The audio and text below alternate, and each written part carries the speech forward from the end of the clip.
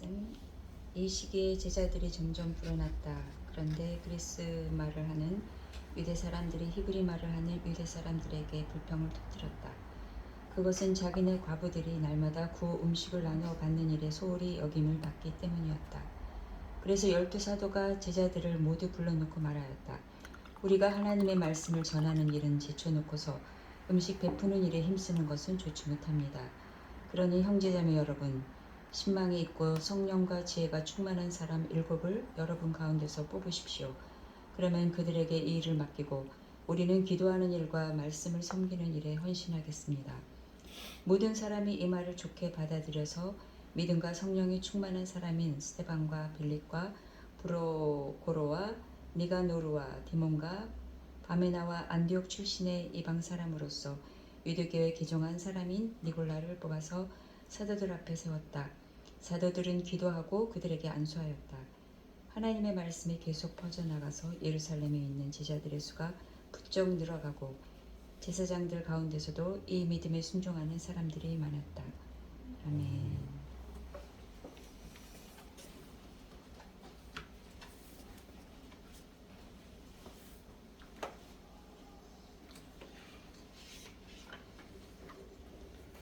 오늘 아침에는 많이 추웠지요? 그러니까 겨울은 겨울 나와야지 이렇게 했다가 겨울이 너 맛 좀 봐라 하시는 것 같아요. 이것도 지구 온난화의 영향이라고 그러더라고요. 이렇게 갑자기 한파가 몰아닥친 것도 올 겨울은 정말 많이 추울 날들이 있겠지만 그래도 더욱 따뜻한 마음으로 예수님 따르며 살아가도록 하지요. 지금 현재 온라인에는요, 이강호 조은아 가정하고 그 다음에 유빈 형제도 오늘 온라인으로 참여했고 그 다음에 강현경 자매는 온라인으로 참여하고 이렇게 온라인으로 참여했습니다. 오늘 본문 내용 예루살렘 교회 이제 문제가 발생했지요. 지상 첫 교회 이제 예루살렘 교회 제자들이 너무 많아졌다는 것이 문제입니다.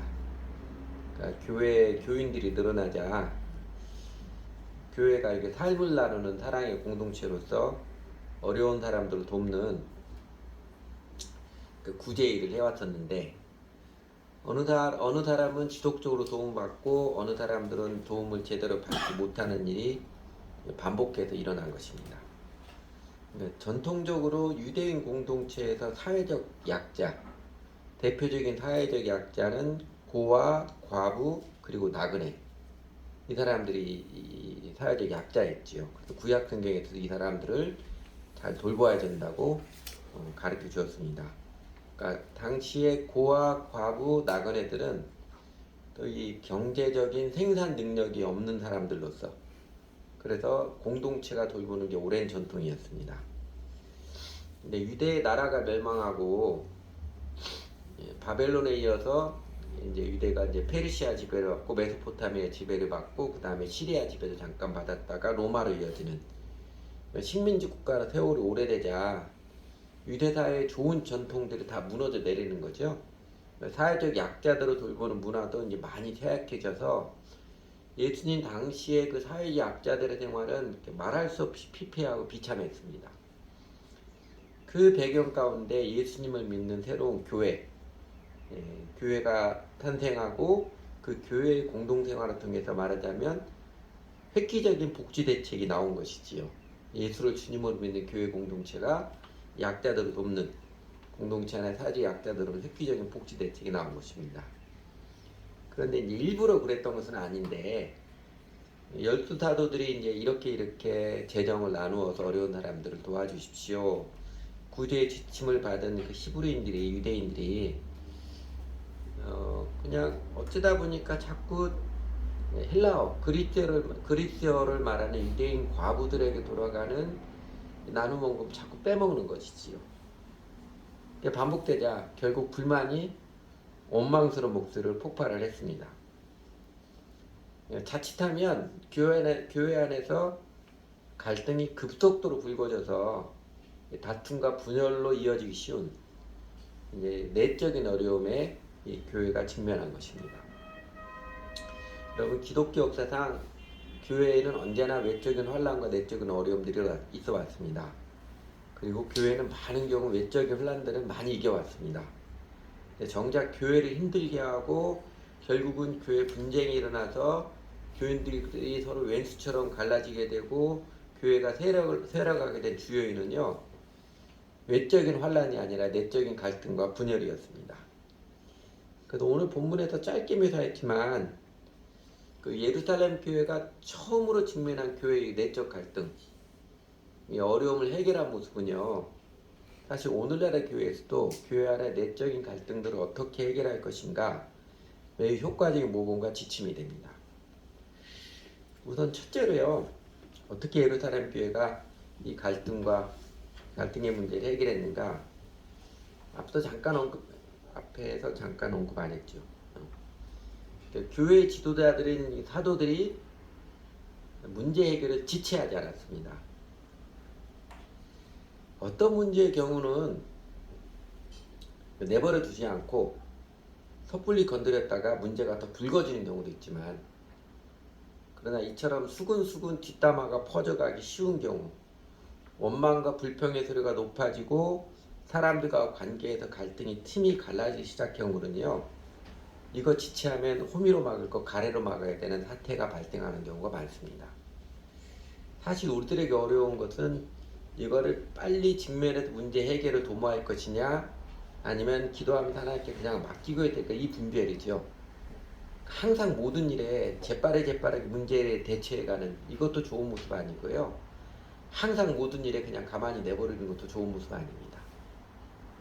그러나 이처럼 이 불만이 원망스러운 목소리를 새어나오는, 자칫하면 이 뒷담화를 통해서 사람들의 마음이 갈라지는, 분열이 되는 경우는요, 지체하지 않고 대처를 하는 게 바람직합니다. 두 번째로 가만히 보면 예루살렘 교회 지도자들, 사도들은요, 이 어려움에 대해서 어느 누구에게도 책임을 묻지 않았습니다. 그러니까 의도적인 죄행으로 말미암았다면 그 죄악이 다시 반복하지 않도록 책임 소재를 밝히고 적절히 교회 안에서도 징계를 해야 하겠지만, 그러나 이 일은 일종의 행정적인 미스테이크죠. 행정적인 실수고 또 의도하지 않았던 미성숙의 결과였음을 알고 누구 책임이냐, 과거 일에 초점 맞추지 않고 어떻게 하면 이런 오류가 반복되지 않을까, 그 대책을 마련하는데, 내일의 대책을 마련하는데 초점 맞추었습니다. 여러분, 어려움에 닥치면 누군가 희생양을 삼아서 그에게 온갖 비난을 하고 정죄의 뒷담화를 해서 그래서 자신의 죄책감을 모면하라는 게 회개하지 않은 죄인의 소통입니다. 다시 말씀드릴까요? 어려움에 닥치면 누군가를 탓을 해가지고 희생양을 삼아서 그에게 온갖 비난을 하고 탓하고 정죄의 뒷담화를 해가지고 그러면서 자신의 마음 안에, 자신의 영혼 안에 찾아오는 죄책감을 좀 무마시키고 모면하라는 게 이게 죄인의 속성입니다. 그러나 예수님의 십자가의 대속의 은혜를 입은 신자들은 그렇게 과거의 책임 추궁이 부질없는 짓임을 알고 있지요. 그래서 자꾸 과거의 일에 끄집어내가지고 누군가를 탓하고 누군가를 비난하고 정죄하지 않고 오늘 내일의 역사를 올바르게 써내려가기를 힘씁니다. 오늘 내일 과거의 문제가 다시 반복하지 않도록 적절한 대책을 세워가는 힘쓰지요. 세 번째로 이 문제를 해결하기 위해서 사도들은 관계된 모든 사람들, 사실 교회의 모든 제자들을 모아놓고 이 문제를 해결할 방안을 함께 강구했지요. 이 사안이 뒷담화를 통해서 아주 전염성이 강한 원망과 불평의 사안인지라 가짜 뉴스가 교회 공동체에 아예 틈을 타지 못하도록 아주 모든 제자들을 모아놓고 공개적인 대책 마련을 한 것입니다. 네 번째로 사도들은 자신들의 연약함 인정했죠. 관리 감독을 제대로 하지 못한 거기가 문제의 시발점이라는 것을 인정을 하고, 그리고 우선순위에 따른 역할 분담으로서 이 난제를 해결할 길을 함께 도모했습니다. 그러니까 자신들이 업무 과정에 따른 이 감독 소홀의 문제를 시발점으로 인정을 하고, 이 문제는 우리가 열심히 하겠습니다. 그냥 열심히 해서 해결할 사안이 아님을 인정하고 다른 교인들의 도움을 요청한 것입니다. 저희 교회는 아직 규모가 작은 교인이라 제가 아직은 목사, 사무원, 사찰 이 세 가지 역할을 다 합니다. 그런데 올해부터는 성령님께서 이끌어 가시는 모양새가 사역을 조금 확장하게 하실 것 같고, 새해부터는 내 장막줄 아끼지 말며 하셨듯이 사역을 조금 더 확장하게 될 것 같아서 제가 여러분들에게 역할 분담에 도움을 구할 일이 있지 않을까 싶습니다. 하다못해 사소하게 저희 커피 준비하는 일이나 예배 전에 이렇게 이 프레젠테이션 화면 준비하는 거, 그리고 이 프레젠트 화면 만드는 거, 이런 일까지 여러분들의 역할 분담에 도움을 구할 일이 있지 않을까 싶어요. 그때 여러분들이 좀 잘 도와주실 거죠? 그리고 다섯 번째로요, 사도들은 맡길 만한 사람에게 맡겼습니다. 그러니까 해결할 방안을요, 아무에게나 떠넘기지 않았습니다. 일을 맡길 만한 사람으로 그 자격을 신망 있고 성령과 지혜가 충만한 사람 밝혀줬는데, 다르게 표현하면 뭐예요? 영적으로 성숙한 사람, 성실하고 충성되고 인격적이고 지혜로운 사람을 말합니다. 한마디로 영적으로 성숙한 사람입니다. 잠언에 보면 이런 말씀 있잖아요. 게으른 자는 그 부리는 사람에게 마치 식초 같고 눈의 연기 같으니라. 여러분도 절감하실 거예요. 특히 이제 경영을 하는 사람들은 지혜로운 경영자는 게으른 사람에게 중요한 일을 맡기지 않습니다. 물론 빌 게이츠가 반절은 우스갯소리로 게으른 사람에게 일을 맡기면 제일 쉽고 빠르게 해결할 수 있는 길을 찾아낸다 그러는데 그런 면도 있지만 이 지혜로운 경영자는 게으른 사람을 사용하지 않습니다. 괜히 맡겼다가 일을 그르치고 더 힘들거든요. 그런가 하면 잠언에 이런 말씀도 있죠. 내가 자기 일에 능숙한 사람을 보았느냐? 이러한 사람은 왕 앞에 설 것이요 천한 자 앞에 서지 아니하리라. 이게 무엇보다도 우리들 자신이 누군가에게, 무엇보다도 우리 주 예수님께 게으르거나 악한 사람을 찍히지 않고 충성되고 성령과 지혜가 충만한 사람이 되기 바랍니다. 영적으로 잘 성숙한 사람이 되기 바랍니다. 그 하나님께서 왕 앞에 서게 하시는, 존귀한 일을 하게 하시는 그 기쁨과 은혜를 누려야지요. 이렇게 해서 예루살렘 교회가 그 사도들의 일 중에 이제 성경에 구제 사역이라고도 하고 그러는데 재정 사역이죠. 재정을 관리할 대신할 사람을 7명을 뽑았습니다. 스데반, 빌립, 브로고로, 니가노르, 디몬, 바메나, 니골라. 앞에 6명은 유대인이고, 니골라는 안디옥 출신 이방인인데 유대교를 한번 개종했었던 사람이고, 그러다 나중에 복음을 듣고 이제 예수님 믿기로 또 회심한 사람입니다. 이렇게 예루살렘 교회가 직면한 첫 내적인 문제 앞에서 영적 지도자들과 제자들, 교회는요 지체치 않게 대응했고, 누군가를 비난하고 탓하지 않고 자신들의 책임을 인정하여 앞장서서 해결을 나섰으며, 모든 사람을 문제 해결에 참여케 하여서 후유증의 여지를, 가짜뉴스가 퍼지는 후유증의 여지를 아예 없애버렸으며, 우선순위에 따른 역할 분담의 지혜 원리를 따랐으며, 그리고 충성된 자에게 일을 맡겨서 난제를 완벽하게 해결하고 극복을 했습니다. 칼 포퍼라는 사회학자가 인생은 문제 해결의 연속이다, 이런 멋진 말을 했었지요. 그러니까 개인의 인생도 문제 해결의 연속이지만 교회 공동체도 함께 지어져 가는 길이 사실은 문제 해결의 연속입니다. 그러니까 외부로부터든 내부로부터든 어려움과 과제들이 없으면 이건 죽은 교회입니다. 대신에 개인 인생도 교회도 주어진 과제들, 문제들을 하나씩 해결하고 극복해가는 여정에서 우리는 하나님의 도우심을 경험하고 그로 살아간다는 것, 인생과 사역의 보람과 의미, 행복을 경험하지요. 아무런 문제가 없으면요 삶이 우울해집니다. 문제를 극복해 가면서 인생은 행복을 경험합니다. 여러분, 우리 청소년들이 게임을 많이 해가지고 이게 개인 문제가 아니라 사회 문제가 되곤 하는데, 그 게임을 하는 청소년들의 심리, 대부분 남자들의 심리죠. PC방 가면은요, 거의 중학교 남자애들이 제일 게임을 많이 하는데, 한 30명의 남자 중에 여학생 1명 정도 있습니다. 게임을 하게 된 남자들의 심리가 꼭 나쁜 것만은 아닙니다. 여러분, 모든 게임은 뭐예요? 문제를 해결하고 장애물을 극복하는 승부 욕구를 자극하는, 승리의 열망을 자극하잖아요. 그러니까 게임을 하는 심리는요, 또 오락을 하는, 승부를 하는 오락 심리는요, 인간 본성에 하나님께서 이렇게 코딩 시켜준 내재되어 있는 생육하고 정복하고 싶은 열망, 창조와 승리 열망이 아직 살아있다는 증거입니다.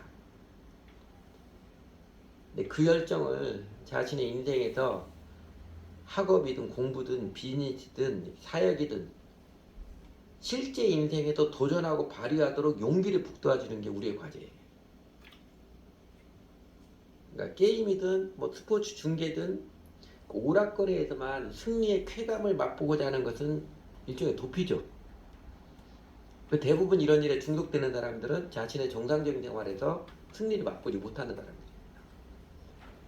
그러니까 정작 중요한 실제 영역, 청소년들에게는 이제 학업이고 성인들에게는 가정생활, 직장생활, 이게 대부분이잖아요. 가정생활, 직장생활, 인간관계, 교회생활에서 자신감이 떨어지기 때문에 도피하는 것입니다.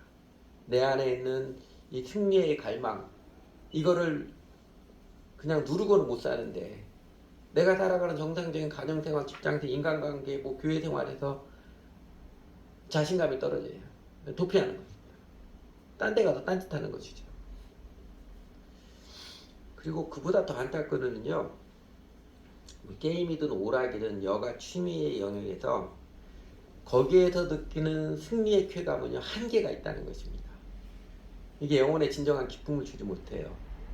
거기서 뭐 여가든 게임이든 오락이든 조금씩 거기서 막 게임을 잘하는, 또 여러 가지 뭐 오락을 잘하는, 그래서 잠시 뿌듯함을 주지만요, 내가 그 시간을 낭비했다는 것 때문에 인생의 시간을 낭비해서 죄책감 더 밀려옵니다. 죄책감에서 마음의 압박을 받으면 그래도 잘 살고 싶은, 그래도 승리하며 살고 싶은 그거 집착은 더 나타나죠. 그 집착에 나가서 나중에 중독까지 발전하는. 제가 이제 건강을 위해서 취미 경우로 테니스를 하는데, 목사들 중에 테니스 운동하는 사람 꽤 많습니다. 그래서 저희가 독한 침례교 교단에서도 봄, 가을 1년에 2차례씩 그 목회자 테니스 대회를 해요.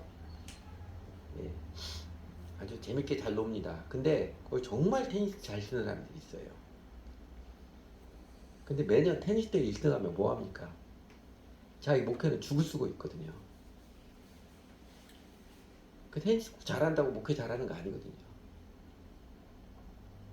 그러니까 목회가 재미없으니까 잘 안 되니까 더 운동만 하는 이런 경우 그런 사람도 있어요. 근데 여러분, 그렇게 살아서 목회자라도 취미로 하는 테니스 매번 나가서 본가에 나가서 1등하면 뭐예요? 자기 본업이 죽을 수고 있는데. 그 게임이든 오락이든 여가 취미 영역에서 느끼는 승리의 쾌감은 한계가 있습니다. 그게 우리를 살리지 못해요. 기분 전환하게 하고 다시금 내게 본업에 충실하게 하기에는 동기를 부여할 수 있다면 참 좋은 것이지요.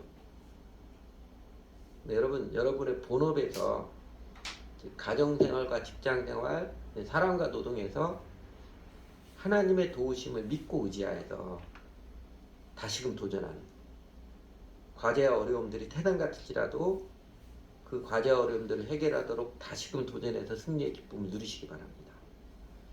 하나님께서는 도피하지 않고 도전하는 인생을 기꺼이 즐거이 도와주십니다. 그 승리하는 인생, 또 승리하는 교회 공동체를 위해서 오늘 예루살렘 교회가 내적 어려움들을 해결하는 과정에서 앞에서 꼽아봤던 5가지 문제 해결의 원리보다 우리가 더 눈여겨보아야 될 중요한 철학, 중요한 정신이 하나 있습니다. 제가 5가지 이렇게 프레젠션으로 하지도 않고 빨리빨리 넘어가는 데는 다 이유가 있어요. 사실 이 5가지 원리들은요, 하나님 앞에 바른 관계가 되거든요. 그때그때 문제 붙지만 하나님 다 생각나게 하십니다. 다 대처 방법을 지혜롭게 생각나게 하세요. 그러니까 교회담을 시퍼렇게 살아있게 하기 위해서 또 그리스도인의 정신이 선명히 드러나 일반인들에게도 깊은 감동을 주기 위해서 무엇보다도 개인이든 교회 공동체든 주 하나님께서 함께 하시는 그 인재와 능력이 지속되도록 저희가 눈여겨봐야 될 중요한 철학, 중요한 정신 이 한 가지를 우리가 놓치지 말아야 합니다. 그게 뭐냐면요, 여러분 흔히들 오늘 본문의 이야기, 오늘 본문의 이야기를 교회에서 그런 이야기 많이 해서 집사회를 세운 시작이라고 말하지요. 그래서 예루살렘 교회 7집사를 뽑은 사연으로 다들 알고 그렇게 이야기를 합니다. 우리 시대에 살았던 목사님들 중에 이게 통찰력과 분별력이 매우 뛰어나고 그 사상이 치우치지않고 합리적에서 전 세계인들로부터 존경을 받았던 대표적인 목회자가 존 스타트 목사님이잖아요. 한국의 존 스타트 목사님인데 그 존 스타트 목사님의 강해 설교집에 보면 오늘 본문의 제목을 7집사가 선출되고 위임을 받음이라고 잡았습니다.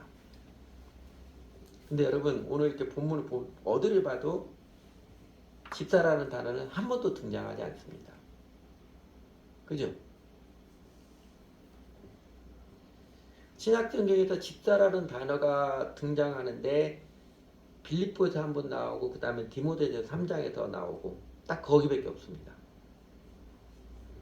사실 교회가 언제부터 어떤 연유에서 집사를 세웠는지요 성경에 기록이 없습니다.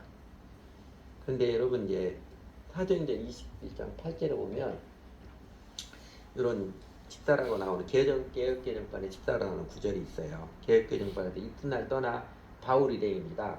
에베소에서 이튿날 떠나서 가이사랴에 예루살렘에 가는 길목이거든요. 가이사랴에 이르러 7집사 중 하나인 전도자 빌립에 들어가서 머무르느니라.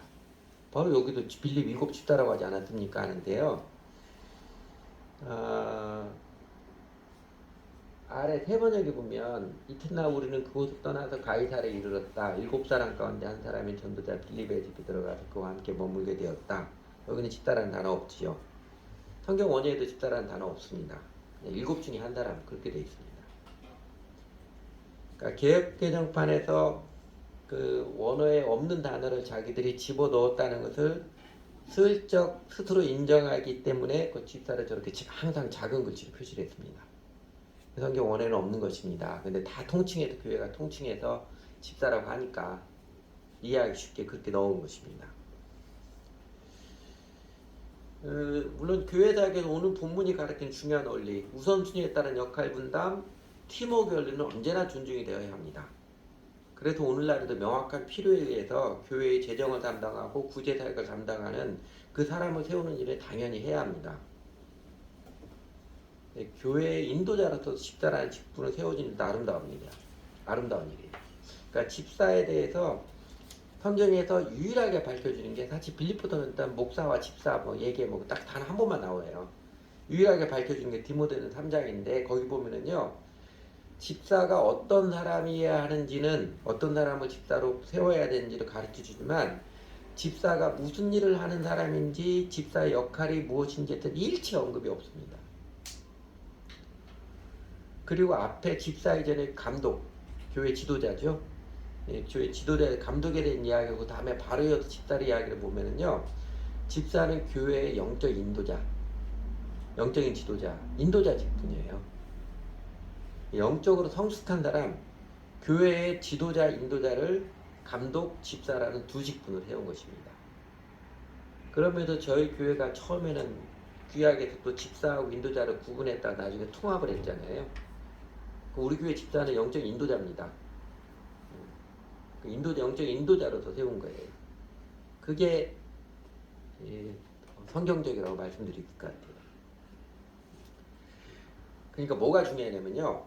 예루살렘 교회가 7명을 선출한 것은 교회에 넘쳐나는 일을 원활히 감당하기 위해서 일을 맡긴 것이지 어떤 특정한 직분의 자리를 준 것이 아니에요. 일의 필요에 따라서 일을 분담을 한 것이지 완장을 채워가지고 이 사람이 일을 하게 만든 것도 아니고 더 나아가서 사람의 체면 세워주기 위해서 감투를 준 거 아닙니다.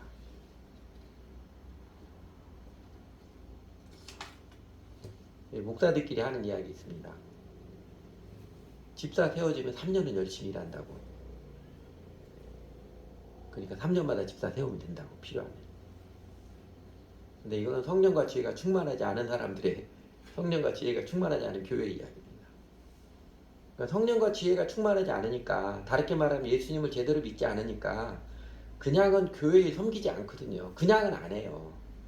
그래서 집사라는 감투를 주어서 교회에도 뭔가 된 것처럼 우쭐한 마음을 목사가 이용을 하는 것이지요. 근데 사람들이 집사했다가 내가 인정을 받았구나 했다가 한 3년 하면 가만히 보니까 이게 빛 좋은 개살구라는 거 알거든요. 돈을 받는 것도 아니고 흔하게도 집사고. 그래도 그 다음부터는 거의 대부분이 다시 일요일 예배만 나오고 이 핑계 저 구슬 때가 아무 일도 안 합니다. 집사가 처음 될 때는 기도회도 나오고 수요 예배도 나오고 뭐 다 하려고는 교회도 안 빠지고 하는데 한 3년 지나면 이제 무대 여자가 안 해요. 똑같아져요. 그래도 거의 대다수 한국 교회에서는 결혼한 30대 이상의 남자애들은 다 집사잖아요. 여러분 혹시 우리 교회 교인들 중에 그런 사람이 모르겠어요. 어쩌다가 만나서 사회에서 만나서 이야기하는데 뭐 교회 다니다 알게 되니까 그럼 집사님이세요? 저 집사 아직 아니에요. 그러면 이 사람이 나이롱 신자구나 이런 눈빛으로 바라보는 혹시 그런 경험이 있었어요? 우리 같은 교회가 겪는 고난입니다. 그거든요. 그 집사 타이틀 없으면 특히 남자들 직장에서 교회 다니는 집사 타이틀은 아직 새신자거나 나이롱 신자인 줄 알아요.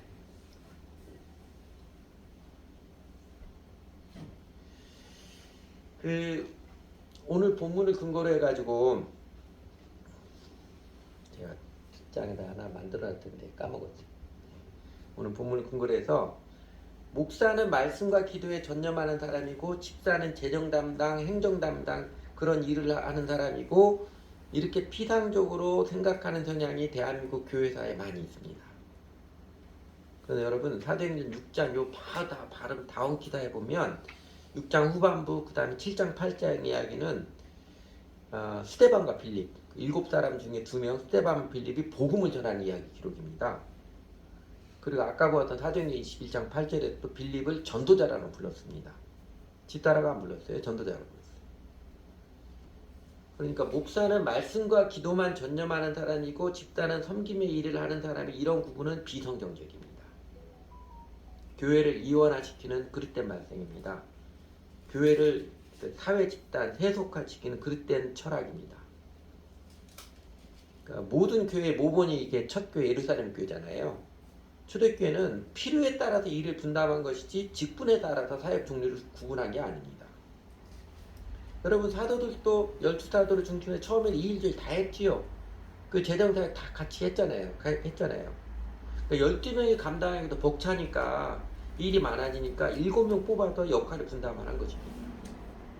이후로 나오는 사도행전 대부분 차는 바울의 사역도 보면 여러분 바울도 항상 팀워크로 선교지에 가서 형제들이 함께 가서 형제들이 일해서 생활비가 충당될 때에는 자신은 복음 전할 일만 전념을 하였고 그러나 이제 고린도에서 자기 혼자 먼저 갔거든요.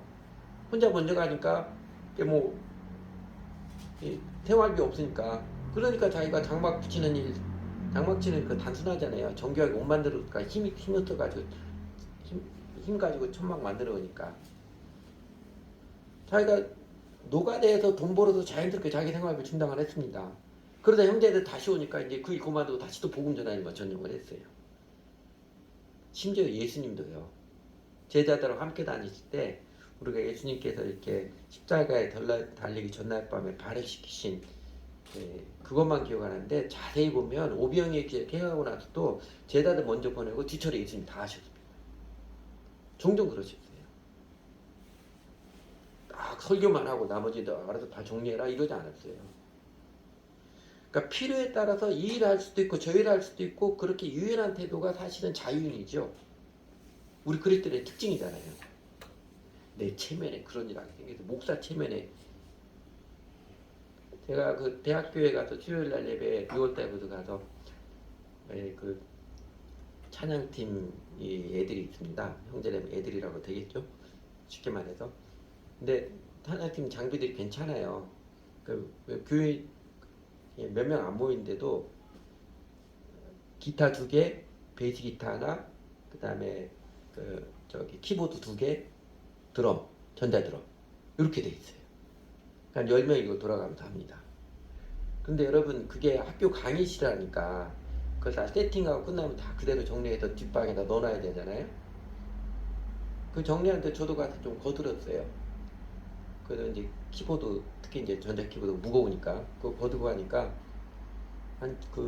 거기 이제 약간 이제 나이 많은 그래도 그 중에 인도자 교님들가 한번 저를 보더니 목사님 그거 하지 마십시오. 그러더라고요. 왜? 아니 목사님 그냥 저희 교수님처럼 하지 마, 이거 저희가 할 테니까 하지 마십시오 그러더라고.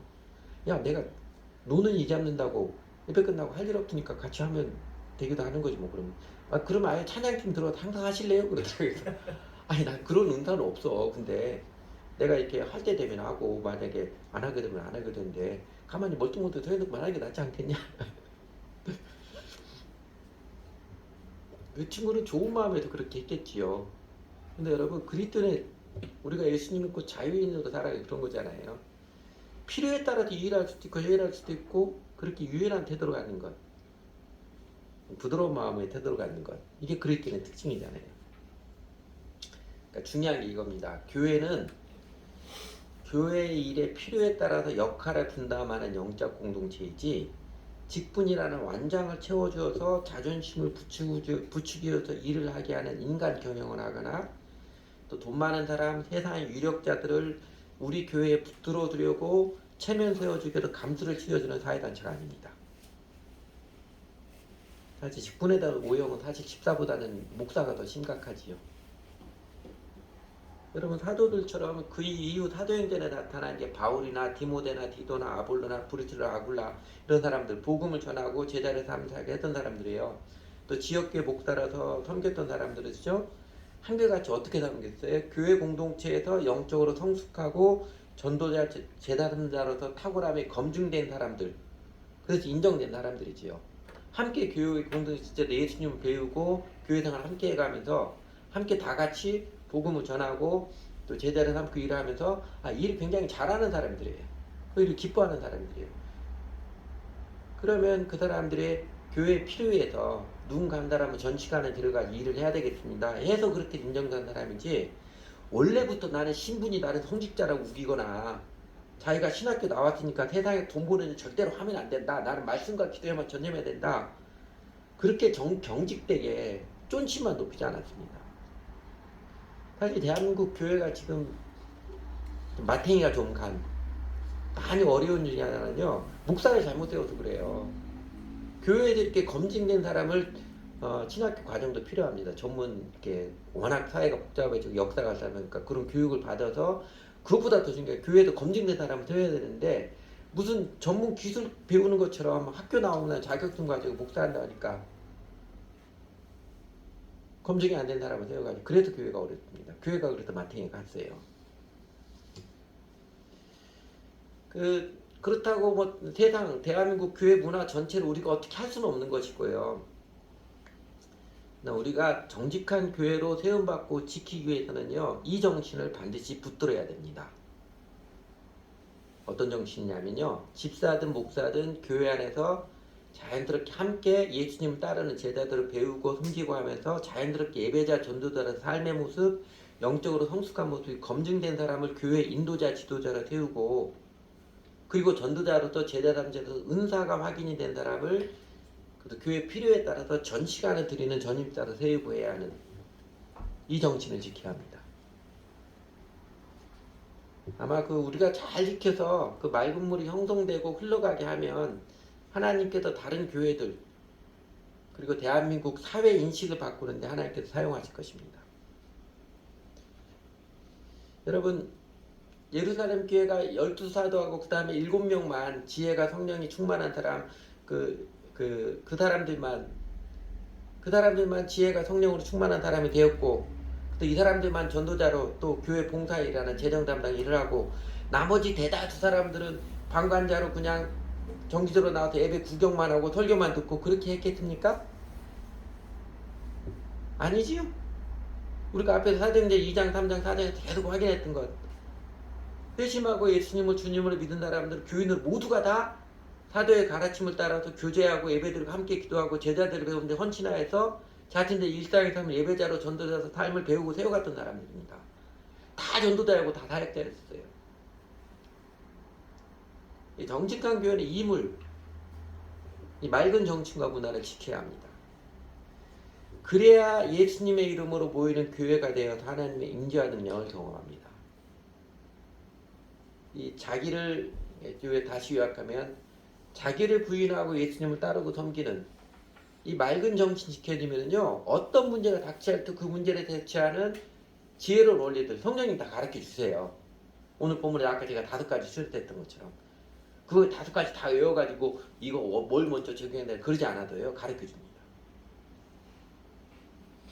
그러니까 교회는 직분의 자리를 주어서 교회를 하게 하는 세속 정형이 아니라 또 교회 직분을 감투처럼 여겨서 사람의 체면 살려주어서 교회에 붙들어주는 얄팍한 지혜가 아니라 아무런 타이틀이 없어도 모두가 다 예배자, 제자 삼는 자의 삶과 사랑을 배우고 실천하는 분위기 그 가운데 필요에 따라서 지혜롭게 역할을 분 다음에 영적 정신과 그 맑은 영적 정신과 문화를 세우고 지켜야 합니다.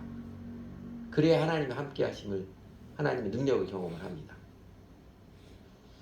이게 가능하기 위해서 교회는 자기를 부인하고 주 예수님을 따르는 복음의 정신이 살아있어야 하고 이거를 생명처럼 지켜야 하고 이것을 면면히 흐르게 하는 게 제일의 과제입니다.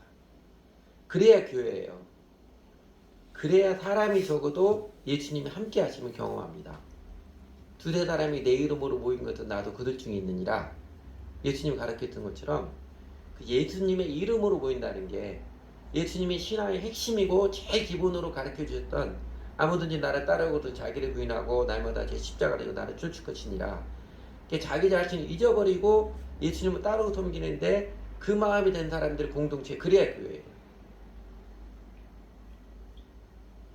그러니까 지상 첫 교회 그 예루살렘 교회가 그 직분의 자리를 준 게 아니라 섬김의 일을 분담함으로써 문제를 쉽게 해결했던 것. 이게 왜 가능했어요?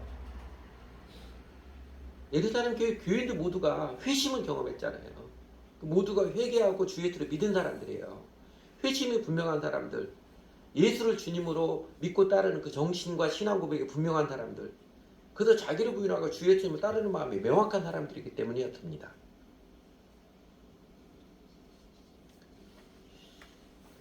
오늘날의 교회가 그렇지 않은 것은 제가 설명 안 해도 알겠지요. 믿음이 명확하지 않거든요. 믿는다고 하지만 회심이 없어요. 이제는 내가 예수님을 나의 주님으로 모시고 주님 따르며 섬기며 살겠습니다. 저는 이제 예수님에 살아가겠습니다. 그래서 앞으로 나의 시간과 재정 당연히 하나님께 우선순위 두고 먼저 그의 나라 그의 뜻을 살며 살아가겠습니다. 이 회심이 없는데 이 사람도 움직이려면 어떻게 해야 돼요? 직장에 다는 것처럼 경영을 해야 돼요. 뭔가 제갈과 굴레로 단속을 하든지 아니면은 사탕으로서 단 것으로서 꼬드기든지 뭔가 다른 거로 자아를 충족하는 동기부를 해야죠. 그러면 교회가 아니에요. 그거는 사회지요. 세상 사회지요. 이 사람이 감투에 연연하는 마음은요. 성경적 표현을 하면 이게 뭐예요? 자기를 부인하며 예수님을 따르는 마음과 정반대인 자기 의로움에 집착하는 마음입니다. 이게 위선자 바리새인들의 특징이고요. 그러니까 교회 일을 한다는 것에 우쭐한 마음도요. 자기 체면이나 자기가 인정받고자 하는 게 몹쓸 자기에 집착하는 마음이고요. 실제로 사람을 붙들어주고 사랑으로 붙들어주고 해서 그러고 회개케 하고 가르침을 주어서 제자를 삼는 이게 실제 목회일인데 이 목회일은 안 하면서 목사라는 자부심만 갖고자 하는 마음은요. 이건 더욱 못난 마음입니다. 정말 몹쓸 자기에 대한 집착이 찌든 마음. 불쌍한 경우입니다. 저희 교회가 처음 교회를 시작하면서 몇 가지 교회의 특징적인 색깔을 소망하면서 5가지를 추렸습니다. 제가 여러분 월화수목금 매주 기도 제목에도 교회에 대한 기도 일주일에 한 번씩 하는 게 5가지 나오는 것이죠. 맑은 교회, 밝은 교회, 주는 교회, 젊은 교회, 이기는 교회. 이렇게 5가지였는데 그 중에 첫 번째 제일 우선적인 모습으로 지키고 지향하고 싶은 건가 이 맑은 교회입니다. 맑은 교회 이거예요. 우리 우리들끼리 서로 영광을 취하는, 서로 칭찬과 인정만 해주는 그런 바리새인 집단 만들지 말고 자기를 부인하고 십자가를 지고 주의 심 따르는 제자들의 공동체가 되고자 합니다. 그래야 교회거든요. 사실 이것 때문에 저희 교회 여전히 외적 성장은 더디고요. 그렇지요? 외적 성장은 더디고 27년이나 되었지만 교인이 아직 27명도 되지 않은 더디고 난리를 치고 했지요. 그리고 이 요거 때문에 제가 고집스럽게 요거 지키는 것 때문에 세상에 잘 나가는 사람들 우리 교회 왔다가 기대 왔다가 다 떠나가고 그러게 됐지요. 그러나 자기 부인의 정신과 문화를 지키는 것은요, 교회가 교회로부터 정체성, 그리스도인이 그리스도인의 정체성을 지키고 세우는데 절대적인 관건입니다. 마탱이가 간 종교인들, 교회다움을 잃어버린 명목상 교회, 아무리 규모 크게 해야 하나님 나라에도 의미 없는 일이거든요. 세상들이 우와하고 성공했는데 그렇게 칭찬을 받을 수 있겠지요. 또 그렇게 막 어떤 규모 크게 하면 또 분위기 좀 달라지고 그러겠지요. 그러나 아무리 규모 크게 해야 교회다움을 잃어버린 영국사의 교회는요, 하나님 나라에도 아무 의미 없는 일입니다. 또 체면이 아니라 실질, 리얼리티를 중요시 여기는 정신과 문화, 자리에 연연하는 감투놀이를 미워하고 섬김의 일을 기쁘게 감당하며 지혜롭게 역할 분담하는 이 자신을 잊어버리고 자아로부터 자유로운 정신과 교회 문화, 우리가 지키고 세워야 할 목표의 과제입니다. 이게 강건하면 교회 앞에 어떤 문제, 어려움들이 있어도 하나님의 도우심을 입어서 수월하게 다 넘어가고 그러면 행복을 경험합니다. 그래서 중요한 게 이거죠. 우리 그리스도인들이 이렇게 자기를 부인하는 자아를 잊어버린 자유로운 마음에서 그래서 이제 이웃을 공동체를 사랑해서 내가 얼마든지 이런 일도 하고 저런 일도 하는 아주 유연하게, 그래서 교회 여러 가지 섬김의 일을 우리가 필요에 따라 역할 분담하며 해나갈 때 어떤 일이 있어요? 사도행전의 교회들이 보여줬던 것처럼 하나님께서 함께 하시는 손길들을 정말로 체험하고 누립니다. 오늘 아침 날씨처럼 세상이 아무리 차갑고 싸다마저도 우리 살아가는 삶의 환경이 아무리 거칠어도요, 하나님이 함께 하심을 경험하면 정말 신바람 나고 즐거운 인생, 정말 행복한 교회 공동체 생활을 누려갑니다. 그러므로 저희 모두가 자기를 부인하며 기꺼이 값을 지불하며 주의 심 따르는 이 맑은 정신 잘 지키고 세워서 신바람 나고 즐거운 인생, 또 정말 행복한 교회 공동체 생활, 영생의 삶이죠. 하나님이 함께 하신 영생의 삶 계속해서 실제로 누려가야지요. 같이 기도하겠습니다.